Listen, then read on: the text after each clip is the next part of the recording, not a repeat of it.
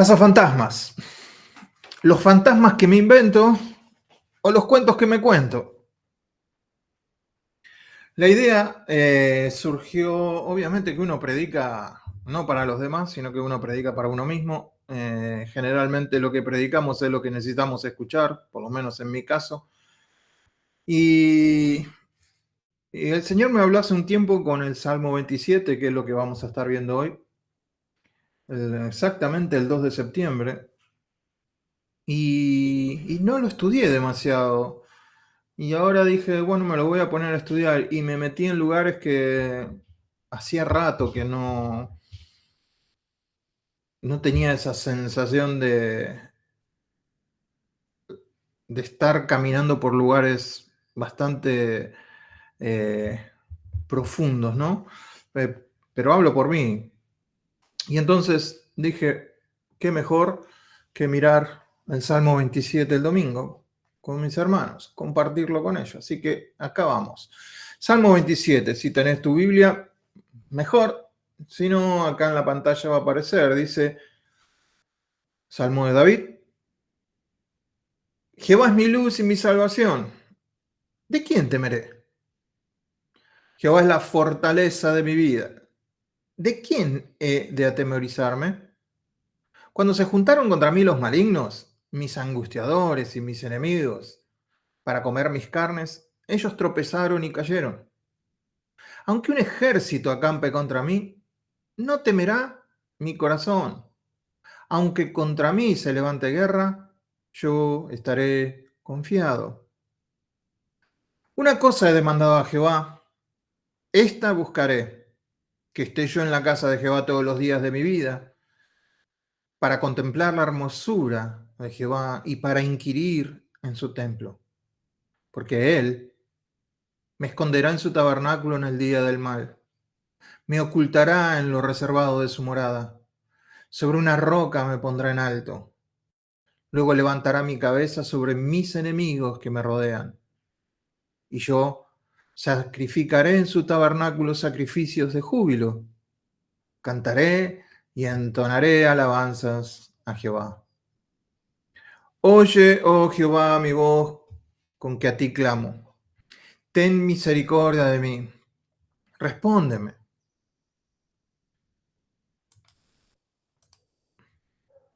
Mi corazón ha dicho de ti, buscad mi rostro. Tu rostro buscaré, oh Jehová. No escondas tu rostro de mí. No apartes con ira a tu siervo. Mi ayuda has sido. No me dejes ni me desampares, Dios de mi salvación.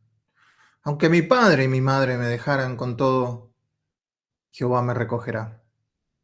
Enséñame, oh Jehová, tu camino, y guíame por senda de rectitud a causa de mis enemigos. No me entregues a la voluntad de mis enemigos, porque se han levantado contra mí testigos falsos, y los que respiran crueldad. Hubiera yo desmayado si no creyese que veré la bondad de Jehová en la tierra de los vivientes. Aguarda a Jehová, esfuérzate y aliéntese tu corazón. Sí, espera a Jehová. Bueno, que Dios bendiga esta lectura de este salmo. No se conoce con exactitud la razón de este salmo. No tenemos un evento específico detrás del salmo. Pero con seguridad podemos decir que David estaba siendo perseguido, había amenazas, persecución. Se encuentra muy parecido al Salmo 18, que fue escrito en la persecución de Saúl. Por eso algunos tienden a pensar que este salmo, al ser muy parecido al Salmo 18, puede llegar a ser el momento en donde David estaba huyendo de su hijo Absalón, pero no podemos asegurarlo. Entonces, no tenemos algo, pero tenemos muchos datos. Los enemigos todavía no lo tocaron, los enemigos están acampando. La gran pregunta que vino a mi mente fue la siguiente. ¿Es este el mismo David que en un momento dijo, ¿quién es este incircunciso? Dios me ayudó a matar al león, Dios me ayudó a matar al oso. ¿Quién se cree que es este gigante que viene acá en contra? ¿Es el mismo David que ahora dice, ay, juntaron contra mí mis angustiadores y mis enemigos para comer? Epa, ¿qué pasó con este David? ¿Tiene temor? ¿Tiene ansiedad? ¿Tiene angustia? No parece ser el mismo David. Y eso me llevó a pensar bastante, ¿no? Como quizás en la madurez, David cuando enfrentó a Goliat era un joven que no tenía nada que perder y que tenía todas las hormonas ahí a flor de piel y encaró al gigante en el nombre de Dios. Pero acá quizás está a cargo de un reino, quizás ya está maduro, ¿no? Y, y las cosas pasan por otro lado. Pero vamos a ver un poquito cada una de las, porque es un quiasmo concéntrico, se puede decir, con el centro bien definido. Entonces podemos mirar un poquito esta estructura del Salmo para que nos ayude. Fabricante de fantasmas. Por eso le puse casa fantasmas a lo que vamos a ver hoy y la semana que viene, porque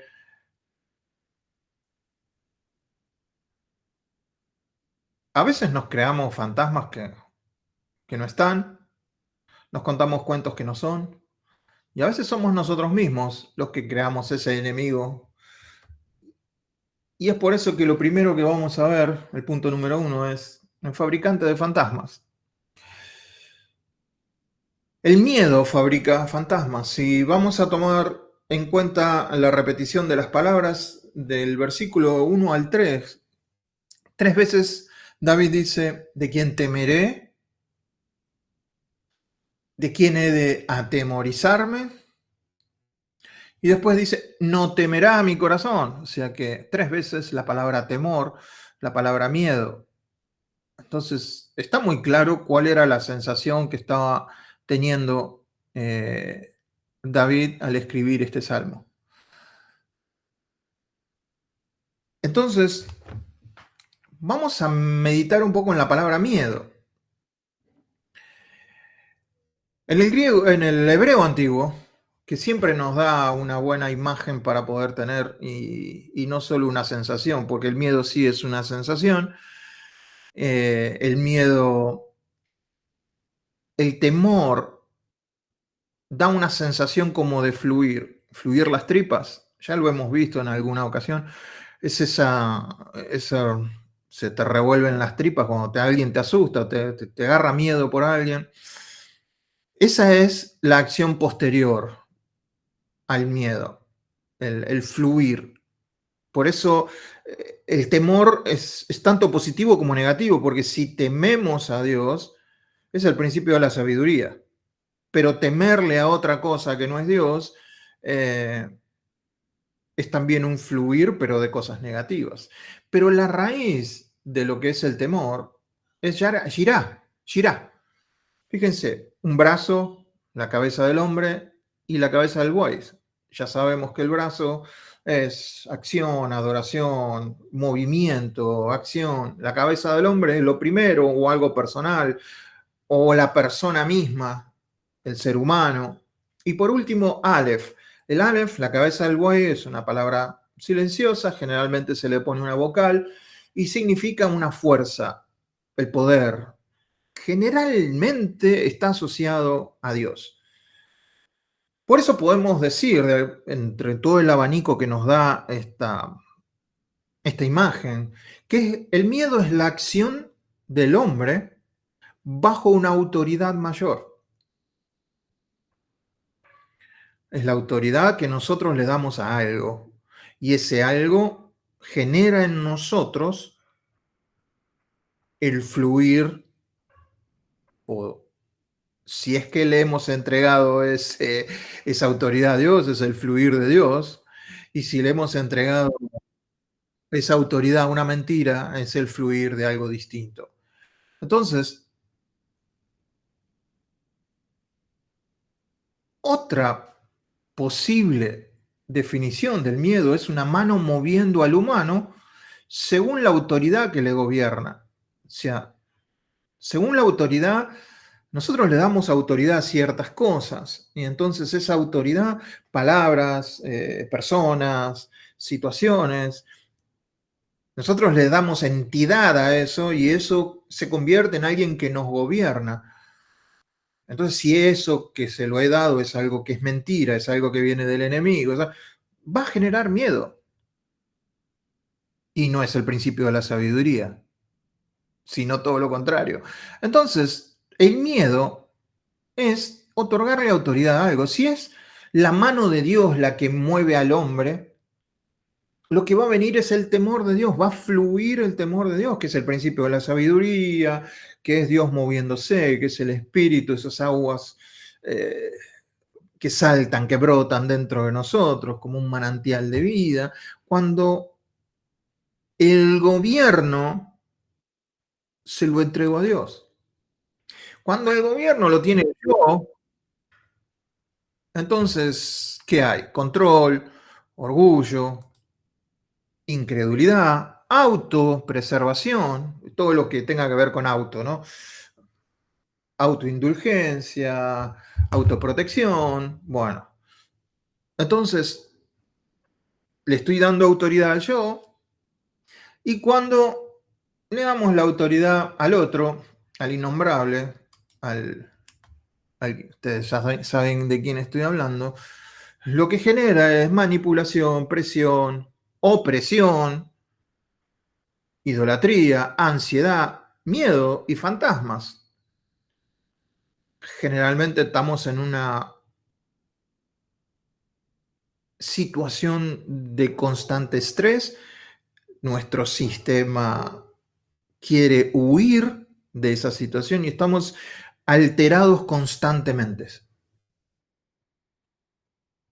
Porque el que está gobernando no nos trae paz, todo lo contrario. Pero yo le he dado esa autoridad, de alguna manera creyendo a algo. Entonces podemos decir, se me ocurrió ponerle como título antes La mano que mece la cuna.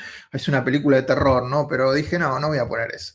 Pero sí se me ocurrió decir que la mano que gobierna el corazón, ese es el temor, ese es el miedo, la creencia que gobierna el corazón. Si esa creencia es una mentira, entonces el mentiroso va a hacer desastres. El mentiroso va a hacer de sus obras en nosotros. Entonces, si ya tenemos una imagen de lo que es el miedo, que es la mano que nos gobierna, la autoridad interna que nosotros tenemos es el corazón, entonces sobre toda cosa guarda, guarda tu corazón, porque de ahí mana la vida. Si en el corazón tengo gobernado o está gobernado, porque yo le permití entrar una mentira, bueno, lo que voy a vivir es fantasmas. De hecho, otra vez voy a poner el mismo ejemplo de siempre. Adán y Eva descuidaron su corazón, dejaron entrar una mentira y una de las primeras sensaciones que tuvieron fue miedo. Nos escondimos, le dicen a Dios, porque tuvimos miedo. Entonces ahí vemos cómo ese fractal está ahí. ¿Quién gobernó ese miedo? Una mentira que ellos dejaron entrar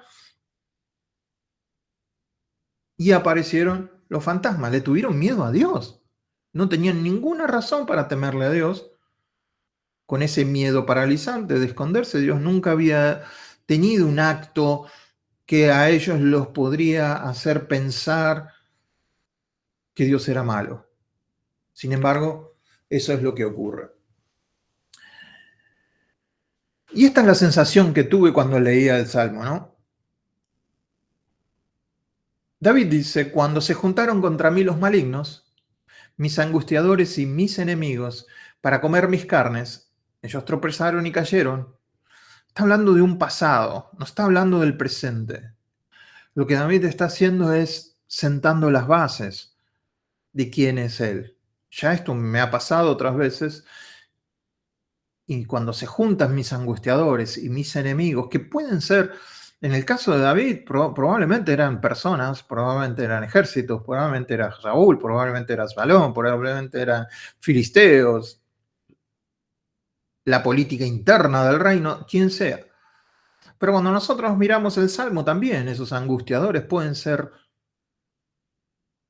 no personas, ideas, fantasmas. Me gusta lo que dice C.S. Lewis, mi autor preferido, ¿no? Él dice, la imaginación sin verdad es la madre de todos los miedos. La imaginación sin verdad es la madre de todos los miedos. Cuando nosotros nos ponemos a imaginar qué me irá a pasar, uy, tengo un dolor acá, y sin la verdad empezás a imaginar y no parás con un cáncer invasivo, o de repente, no sé, te quedaste sin trabajo, y lo que vas a pensar es que vas a estar pidiendo en la calle. Nosotros, la imaginación empieza, pero si no, la imaginación no está atada a la verdad, podemos fabricar los fantasmas más imaginativos que nos podamos imaginar. Yo sé que cada uno de ustedes tiene para decirme noches sin dormir y que la cabeza vuela, va a terrenos que nunca nos hubiéramos imaginado. Después pasa el tiempo y decimos, qué pérdida de tiempo fue eso. Pero cuando atamos el corazón a la verdad, ahí podemos ir a una imaginación ya distinta, porque está atada a la verdad. Pero si la imaginación no está atada a la verdad, eh, ahí vienen los orcos, como podía ver con el hacedor de imágenes. Me fui hasta ese lugar, me fui hasta donde estaba David y me pude imaginar a David viendo el campamento de los enemigos. Y el campamento de los enemigos se hace cada vez más grande en la imaginación. ¿Qué estarán pensando? ¿Cuántos serán? ¿Qué tipo de guerreros serán? ¿Nos podremos vencer? ¿Tendremos suficiente? Toda esa situación que no me la contó nadie, en mi cabeza pasan. Entonces me imaginé que están ahí, al acecho, esos fantasmas que hemos creado, como estos orcos diciendo, ojo con esto, acá no hay salida, esto ya no tiene solución, no vas a salir de esta, o la que sea. Entonces, la mirada tiene que cambiar y nosotros sabemos que estamos desde el que está más, es más poderoso que los que están afuera. Entonces, esa sensación de qué me pasa, qué siento, lo que me está faltando, David empieza al revés. Empieza diciendo, Jehová es mi luz y mi salvación. No empieza diciendo, necesito, me pasa. No, establece, Jehová es mi luz y mi salvación, mi fortaleza. Entonces él está mirando, se obliga a mirar desde la fortaleza a esas amenazas. Entonces, creo que esa es la forma en donde nosotros tenemos que actuar, mirando desde la fortaleza. Y el miedo fabrica fantasmas. Y David arranca con dos afirmaciones. El Señor es mi luz. ¿Quién es la luz? Jesús. El Señor es mi salvación. ¿Qué significa Jesús? Salvación. Desde la mirada de David, David está hablando de un Jehová distante a él, cercano en cuanto a que podía hablar con él, pero no lo tenía dentro de él. Ahora imagínense que él está hablando que Jehová es la luz, pero nosotros podemos decir Jesús es la luz y está dentro mío. Y esta es una de las cosas que yo nunca lo aprendí esta semana, ¿eh? Yo siempre hablaba del amor perfecto, echa fuera el temor.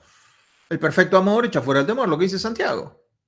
Entonces yo tenía que lograr un perfecto amor para que el temor no viniera.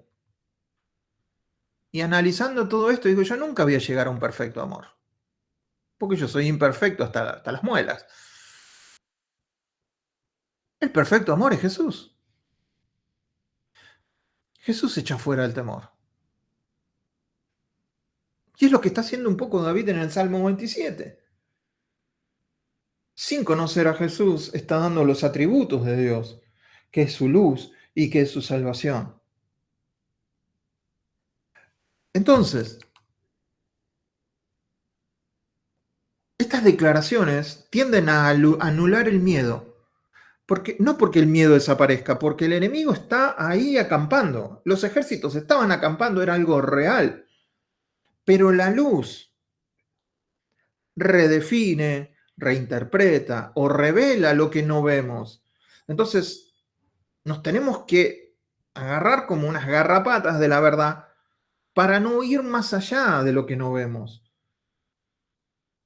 sino que establecer en nuestro corazón lo que es la verdad. ¿Qué pasó con David? Con esa envidiable confianza que tuvo, que nos pone a todos, siempre nos deja mal parados cuando enfrenta a David, y nosotros decimos, ojalá yo tuviera esa fe, ojalá yo tuviera esa confianza. No sé, quizás sus errores, sus temores, ahora tiene familia, gente que depende de él, entonces ahora cambió un poco. Quizás me puse a pensar, bueno, es más fácil enfrentar algo que se ve. Goliat se veía, lo oculto asusta. Y me puse a pensar que puede ser que una batalla cara a cara sea más fácil,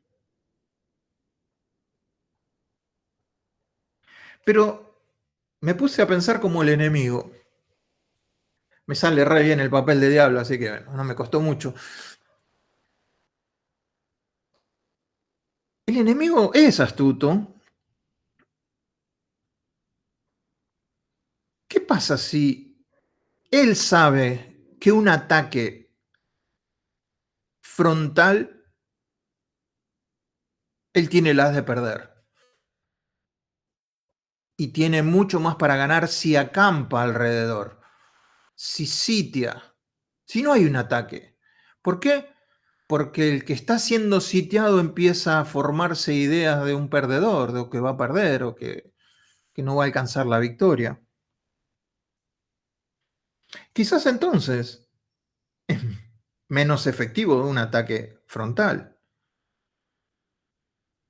Y mantenerse ahí en el campamento genera en aquel que es más que victorioso sentirse inservible, sentirse maniatado, sentirse con miedo. También puedo pensar que David, en su madurez, ahora depende mucho más de Dios.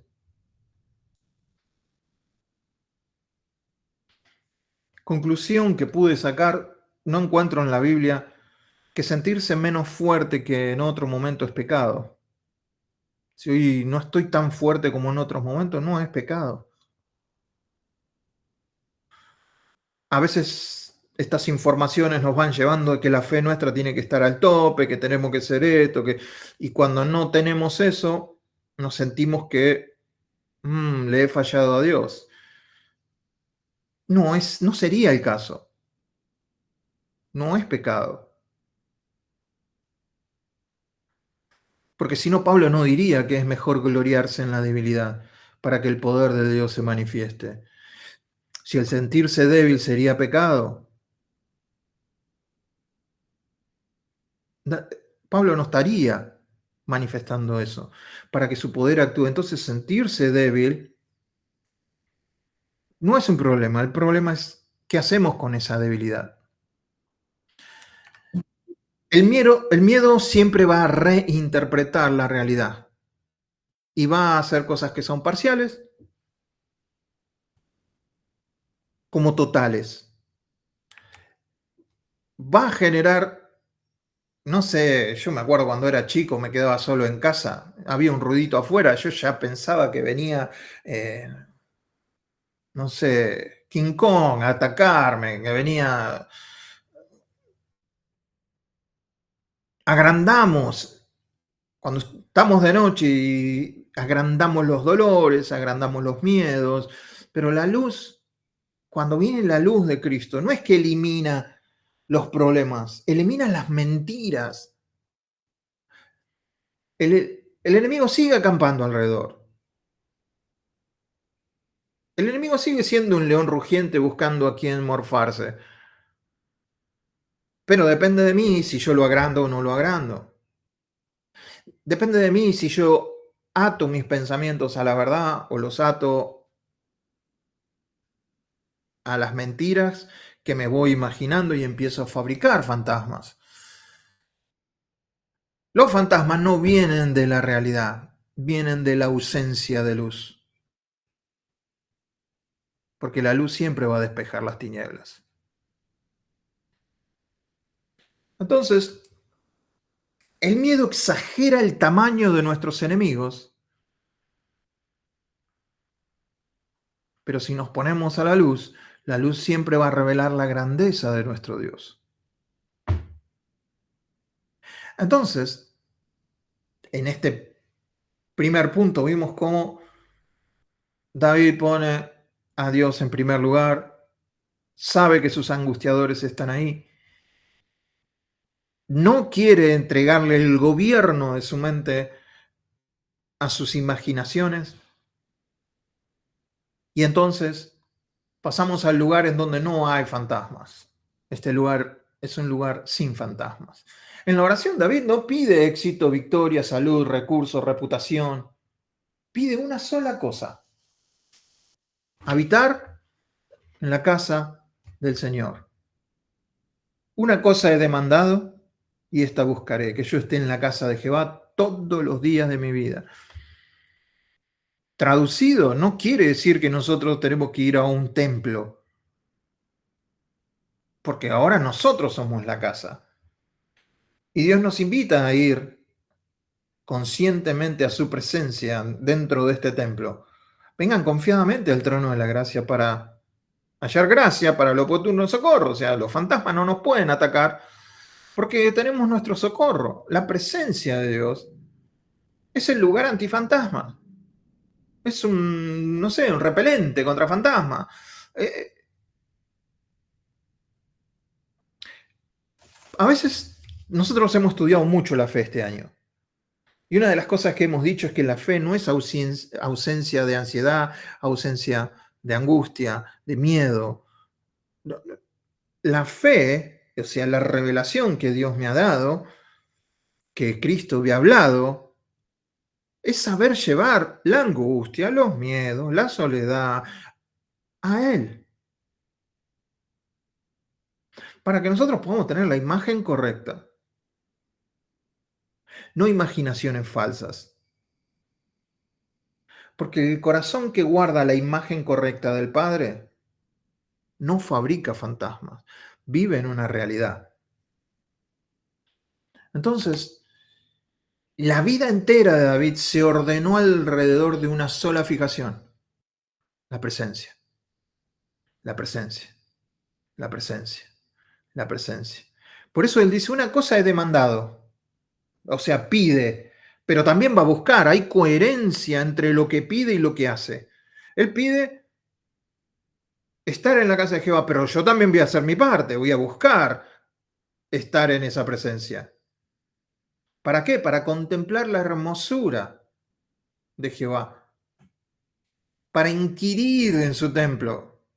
O sea, la palabra inquirir es alguien que quiere saber cómo se comporta el que está ahí. Ver cómo él ve, hablar como él habla, captar la belleza, o sea, la dirección, el camino, captarlo por estar al lado. Punto número 3.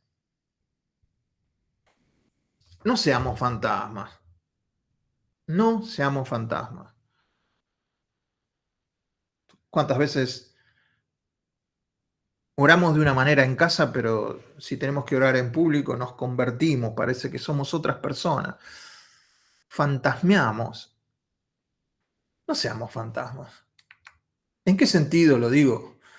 Lo digo en el sentido en que David dice ahora, oye Jehová mi voz, con que a ti clamo, ten misericordia de mí y respóndeme. En la oración no hay héroes. Esta es una frase robada, ¿no? En la oración no hay héroes, estamos desnudos. Entonces, en la oración, ¿de qué me iba a vestir? ¿Cómo voy a fantasmear? Y acá David está desnudo, muestra que tiene miedo, que tiene ansiedad, que tiene angustia. Y por eso dice, tened misericordia, respondeme. Por eso acá vemos un David maduro que no tiene temor de decir que tiene miedo,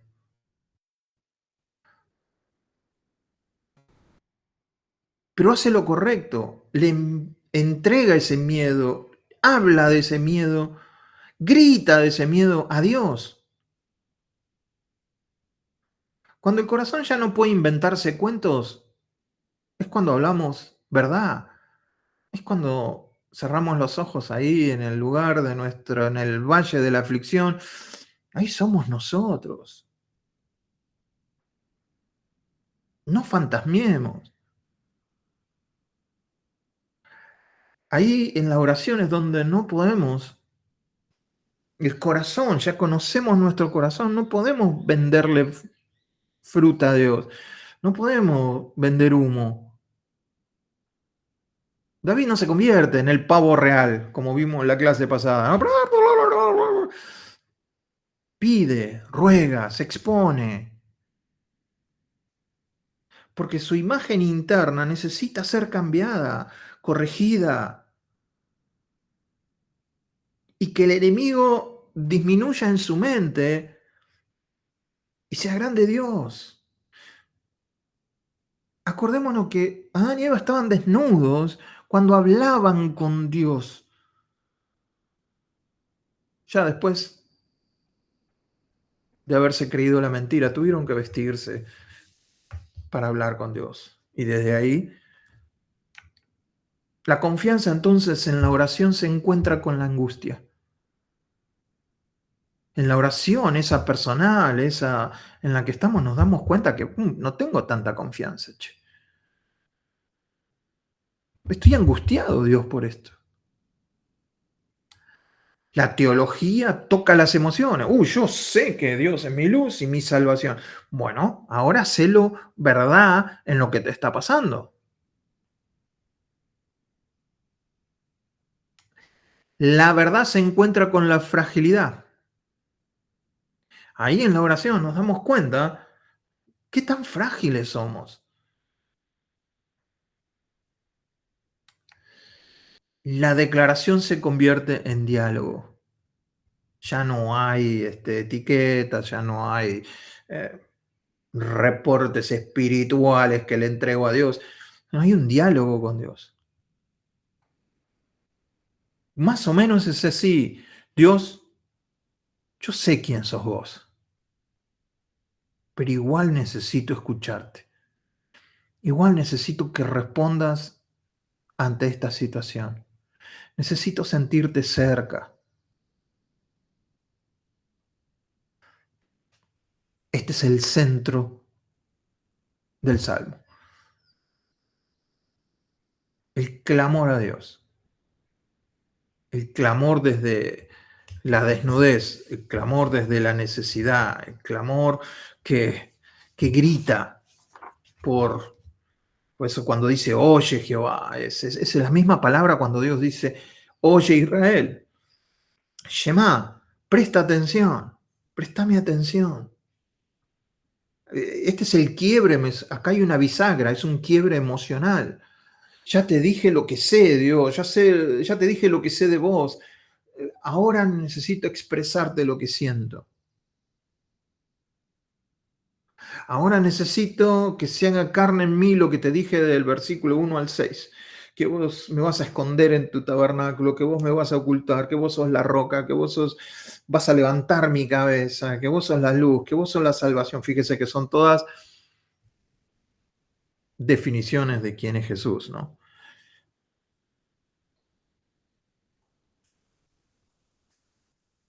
Y el Salmo sigue. En el versículo del 8 al 10 nos va a hablar de que el corazón, cuando está en el lugar correcto, con la persona correcta, es un cazafantasma.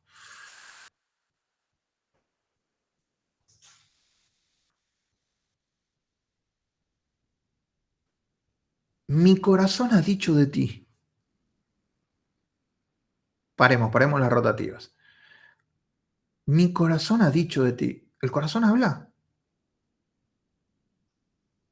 Y acá es donde mi pobre neurona se empezó a trabar, ¿no? Porque mi corazón ha dicho de ti, busca mi rostro. ¿Quién dice busca mi rostro? Y después dice, tu rostro buscaré. Está en un ida y vuelta, hablando con Dios, hablando consigo mismo, hablando. Y es fácil entender esto porque el diálogo interior cambia. Ya no está en víctima, sino que es discípulo. ¿Por qué digo eso? Ahora lo vamos a ver. El orden, busquen mi rostro, viene de Dios. Éxodo 33, Deuteronomio 4, Deuteronomio 12, Deuteronomio 10. Número 6, en la oración sacerdotal, que Dios haga resplandecer su rostro sobre ti. Entonces, David tiene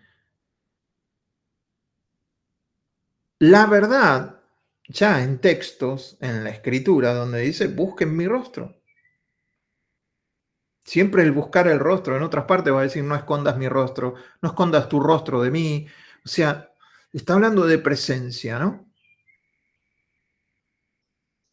Y también concuerda con el versículo que nosotros utilizamos con el cara a cara,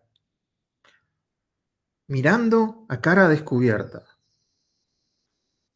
como por un espejo. La gloria del Señor, somos transformados.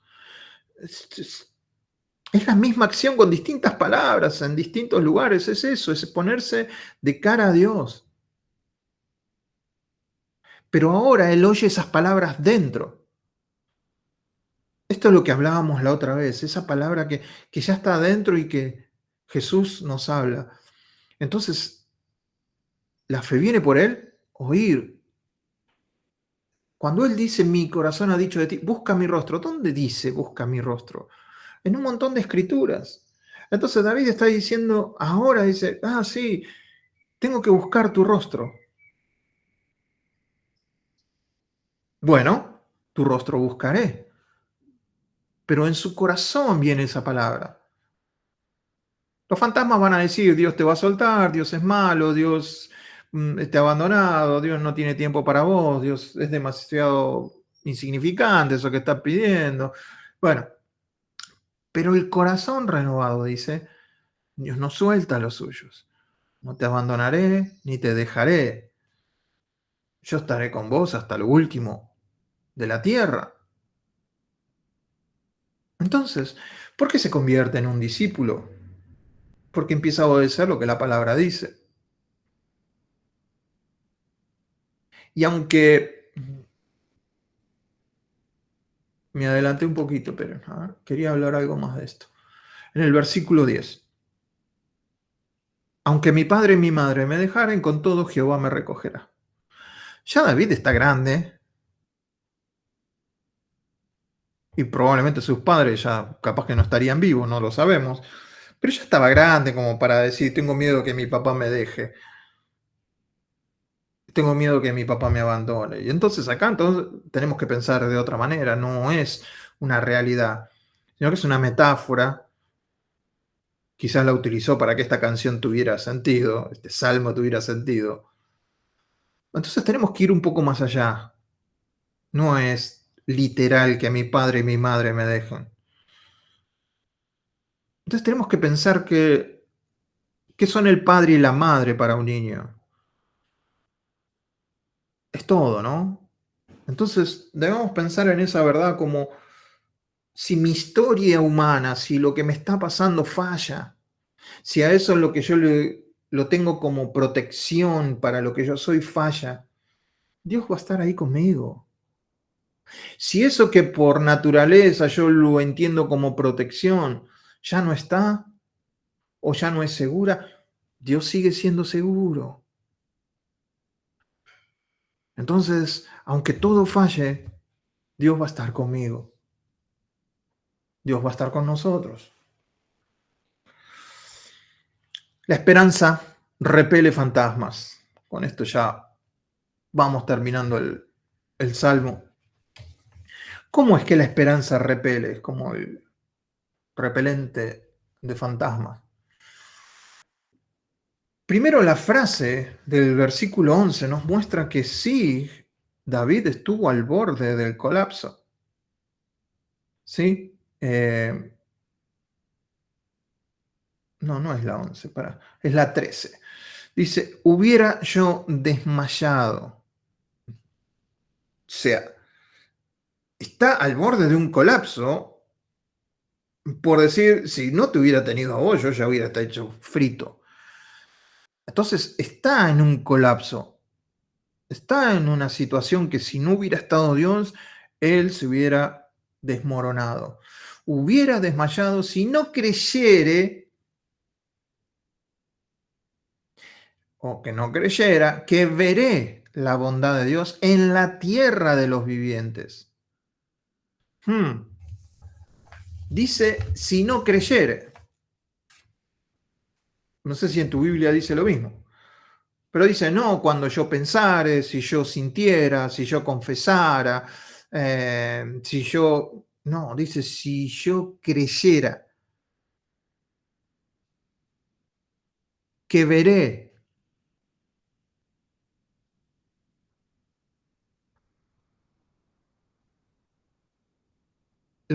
El miedo fabrica fantasmas, pero la fe ve lo que viene. La palabra de Cristo está ahí, la revelación de Cristo está ahí. Entonces yo ya, por eso son iluminados los ojos de mi entendimiento y puedo ver el futuro. Es la certeza de lo que voy a esperar, la convicción de lo que no veo. Esa revelación que viene de la palabra de Cristo. Voy a ver la victoria. Mi vida nunca, ni la tuya, mi querido hermano o hermana, va a terminar en derrota. A no ser que nos apartemos de Cristo, pero no pienso nada de eso. Nuestra vida está destinada a la victoria. Entonces, ver habla de un futuro asegurado, pero él lo está verbalizando, él lo está hablando. Es el eco que vimos nosotros. Escuchar, confesar lo que hemos escuchado de Dios, confesarlo. Él está hasta escribiendo un salmo. O sea, escribir es parte de confesar. Es escribirle una carta a Dios. Puedes escribirle lo que Dios, aunque nunca se publique, aunque nunca nadie le ponga música, pero es confesar. Un futuro asegurado, bondad anticipada, confianza verbalizada y confesada. Veré.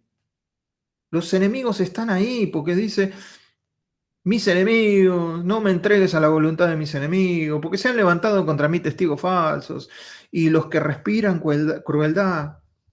En el caso de David pudieran haber sido gente que estaba ahí, podría haber sido su propia familia, pero también pensamos que quizás son argumentos que se levantan contra el conocimiento de Dios, contra lo que Dios dice.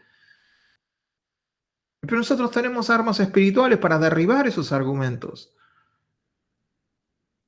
Porque si dejamos que esos argumentos se levanten, van a generar miedo, van a crear esos fantasmas. Nosotros como creyentes no vivimos de deseos, vivimos de promesas.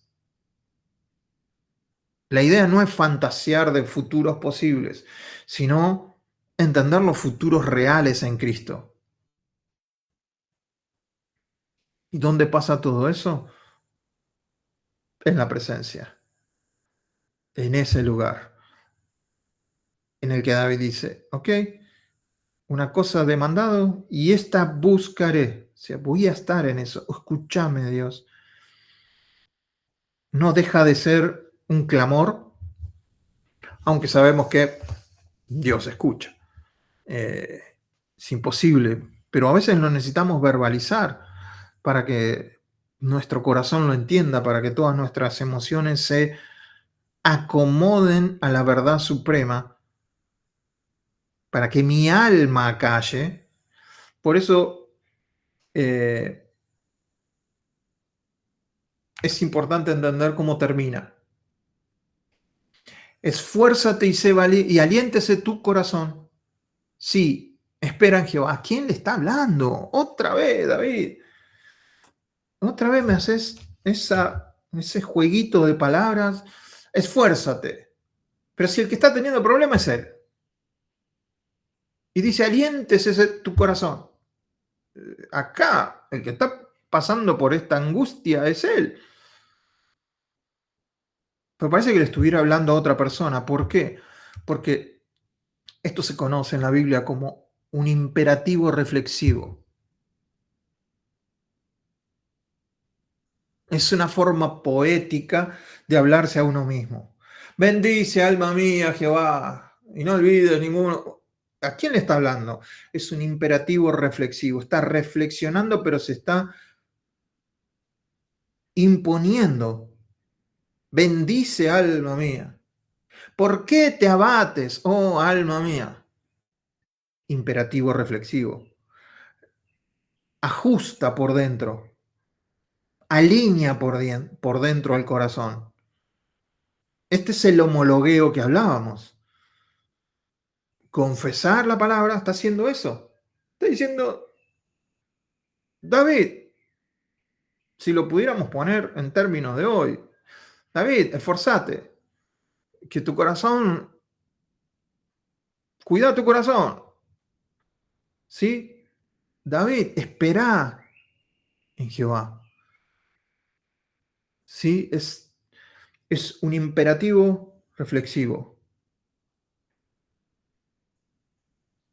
Con la boca, cuando nosotros creemos la verdad y lo expresamos con la boca es lengua de escribientes. La boca empieza a hacer una sinapsis distinta en nuestras neuronas, crea caminos nuevos. No dejamos que esos caminos los transiten los fantasmas, sino que empezamos a poner la verdad de Dios. Entonces una boca madura en el Señor no espera a los sentimientos o no le da propaganda a los sentimientos, sino que forma, le da forma a la realidad conforme a la verdad que está establecida.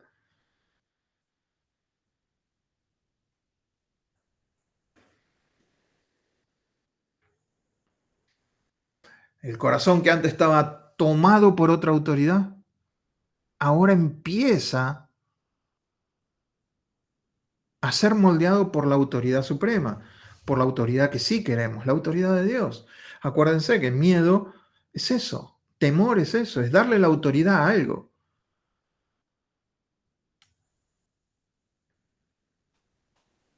Por último, para entender el cazafantasma perfecto, el cazafantasma final, el profesional cazafantasmas, no es David, no sos vos, no soy yo, no es el predicador que escuchás, no es el maestro que escuchás, no son la cantidad de estudios que metes en tu cabeza.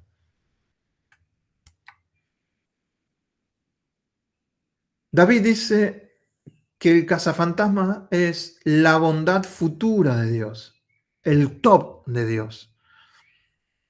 El top es intervención correcta, momento preciso, intención siempre amorosa, energizante, todo lo contrario a la angustia. Entonces, el top, la bondad de Dios. Si no creyese que veré la bondad de Dios, Él va a ver la intervención de Dios correcta en el momento correcto, de la manera correcta y con la intención correcta.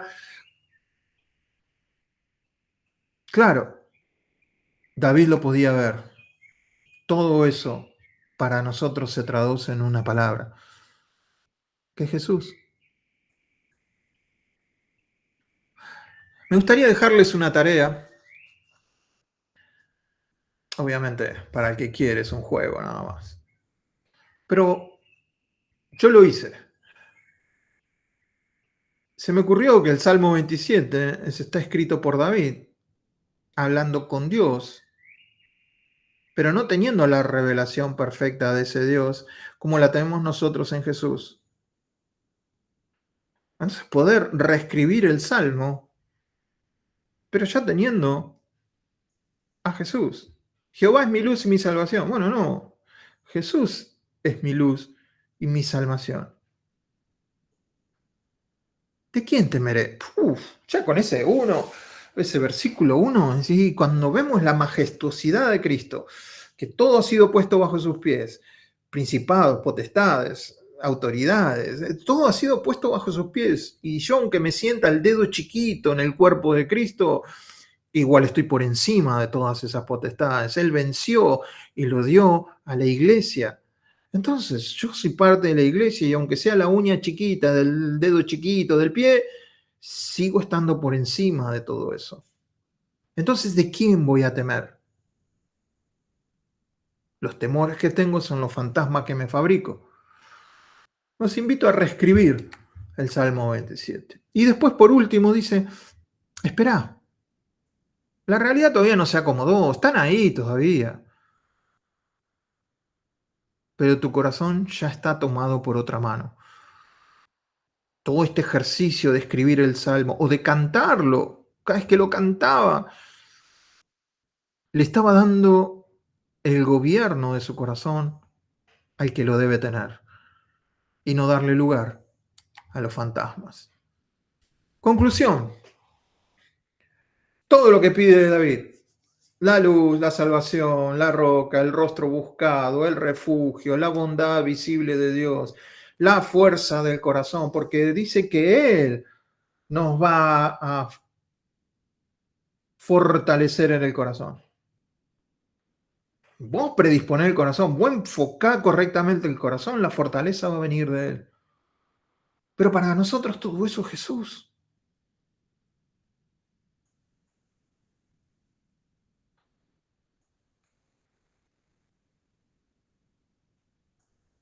Me encantaría hablar con David hoy.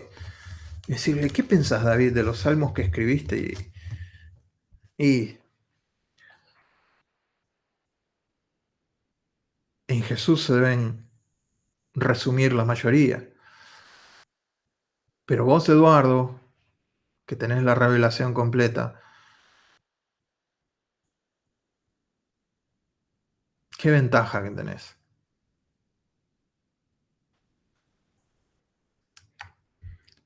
Nuestro cierre de año, nosotros lo estamos cerrando ahora en noviembre, principio de diciembre, semana que viene. Y muchos vamos a empezar a sacar conclusiones del año, ¿viste? La mente va a querer llevarnos a lugares. Bueno, no dejemos que los fantasmas vengan.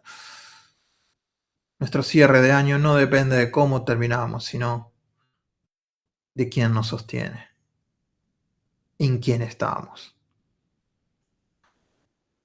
Y entonces, cuando me puse a pensar, y nosotros sabemos, ¿no?, que los salmos es lo que Jesús oraba. Salmos es el libro de la oración de Jesús. Eh, todo esto que pasó David también lo pasó él. Y podemos leer el Salmo de otra manera también pensando en que Jesús lo está hablando en Getsemaní. Si queremos verlo, algunos todavía no lo pueden ver, pero si queremos ver la humanidad de Jesús, hay que ir solamente al Getsemaní y ver cómo su confianza se exprime. Está en una. Getsemaní significa presión de aceite, ¿no? Presión. Ahí es donde cada vida, una cosa he demandado y una sola buscaré. Bueno, Jesús hizo la voluntad del Señor. no fue escondido el sufrimiento, se sostuvo mirando al invisible, 3 veces rogó a Dios en la cruz: ¿por qué me has desamparado? ¿Por qué no puedo ver tu rostro? Rodeado de enemigos, rodeado de angustia. Probablemente en nosotros o alguno de ustedes esté pasando por un pequeño Getsemaní o pasaremos por un pequeño Getsemaní, pero tranquilos, yo he vencido al mundo. Y entonces espantar todos esos fantasmas y enfocarnos en lo que es la verdad. Rodeado de oscuridad, nunca pudo cambiar en nada lo que había dentro de él. La luz que había dentro de él nunca se consumió, aun cuando las oscuridades lo oprimían. Lo mismo pasa con nosotros. Pueden oprimirnos, pero la luz, aunque a veces parezca que es el piloto automático de un calefón, una vela a punto de... Él nunca va a apagar el pábilo. Entonces, alentémonos a mirarlo, a buscar, a establecer la verdad, a confesar la verdad, a cantar la verdad, a escribir, a hacer lo que haya que hacer. Recordemos que no es Dios el que necesita ánimo, sino que nuestro corazón necesita recordar quién es Dios. Y nos convertiremos en esos casos fantasmas. Quizás no para nosotros, podamos ayudar a otras personas. Entonces, este es el mensaje para esta mañana. Me gustaría orar.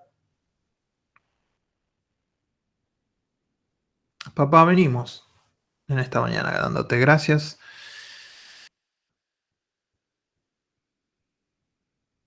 Gracias por este salmo. Gracias por estar ahí siempre atentos a nuestras necesidades. Yo te pido en esta mañana, junto con mis hermanos,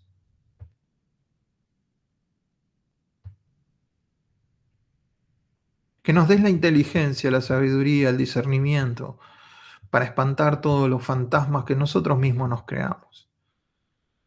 Para espantar, para no creernos los cuentos que nos contamos, para no inventar, sobredimensionar, exagerar lo que nos pasa, sino morir a todo eso y poder refugiarnos en tu trono al cual estamos invitados y en el cual somos más que bienvenidos, y encontremos ahí el lugar de nuestra fortaleza, que encontremos ahí las bases para darle forma a la realidad que nos rodea y no formarnos por la realidad que nos rodea, sino formar la realidad desde tu palabra, desde tu presencia, desde nuestro contacto con vos. Así que Dios, me uno con mis hermanos y espantamos en esta mañana todos aquellos fantasmas que nos hemos creado. Espíritu Santo, te pido que nos reveles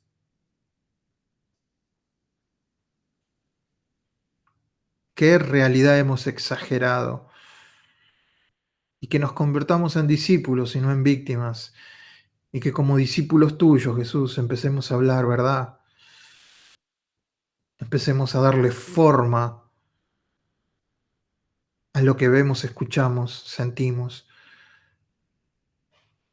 y que tu palabra sea la que le dé forma, que no estemos a la defensiva, sino que nos vistamos.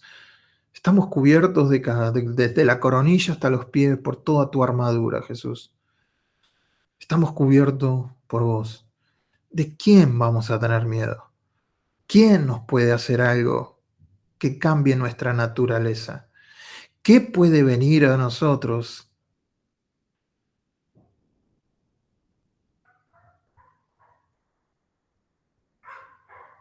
que cambie nuestra realidad espiritual?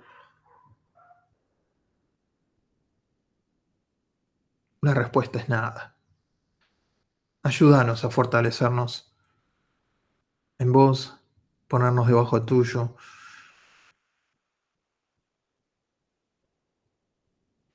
y poder decir como dice David, después voy a sacrificar en tu tabernáculo sacrificios de júbilo, cantaré y entonaré alabanzas a Jehová. Ese es el corazón que aunque está rodeado de enemigos, el gozo lo fortalece, el gozo le da fuerza y el corazón se ilumina y de esa manera guardamos nuestro corazón. Y de esa manera sigue fluyendo su vida en nosotros para que seamos esos más que victoriosos en Cristo Jesús. Papá, no hay palabras de agradecimiento para poder entender la simpleza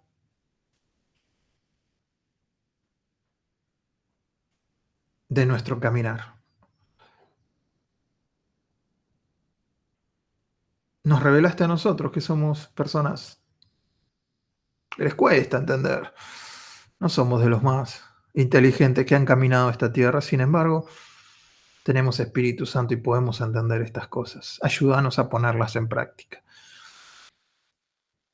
En el nombre de Jesús te lo pedimos. Amén y amén.